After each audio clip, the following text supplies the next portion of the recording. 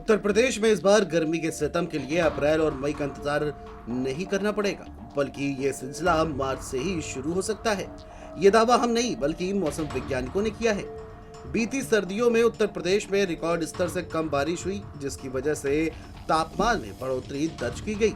मौसम विज्ञान केंद्र के मुताबिक पश्चिमी विक्षोभ में कमी की वजह से राज्य में सामान्य से 88% बारिश कम दर्ज हुई है।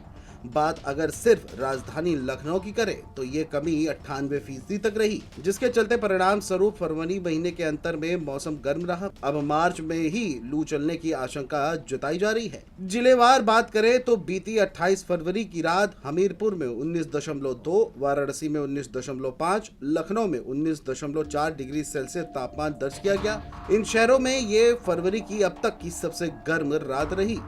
वहीं अगर राज्य की स्थिति की बात कर ले तो झांसी फरवरी में यूपी जैसे राज्य का सबसे गर्म शहर रहा, जहां अधिकतम तापमान 35.1 डिग्री सेल्सियस दर्ज किया गया।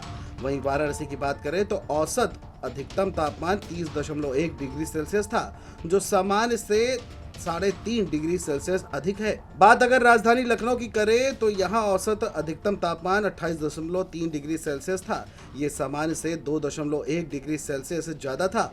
वहीं औसत न्यूनतम तापमान की बात करें तो वह 28.3 डिग्री सेल्सियस रहा, जो सामान्य से 1.5 डिग्री सेल्सियस ज्यादा था।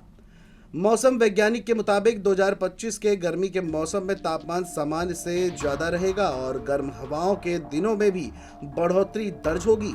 मौसम विज्ञान विभाग के मुताबिक मार्च 2025 में ही उत्तर प्रदेश के दक्षिणी इलाकों में तापमान 40 डिग्री सेल्सियस तक जा सकता है, जिसके परिणाम स्वरूप गर्म हवाओं के दिनों में भी 2 से 4 दिन बढ़ सकते हैं।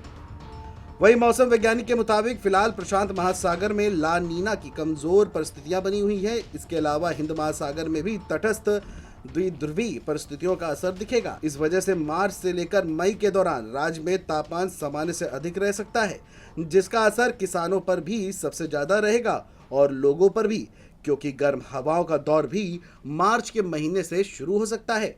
Desk report, JMD news.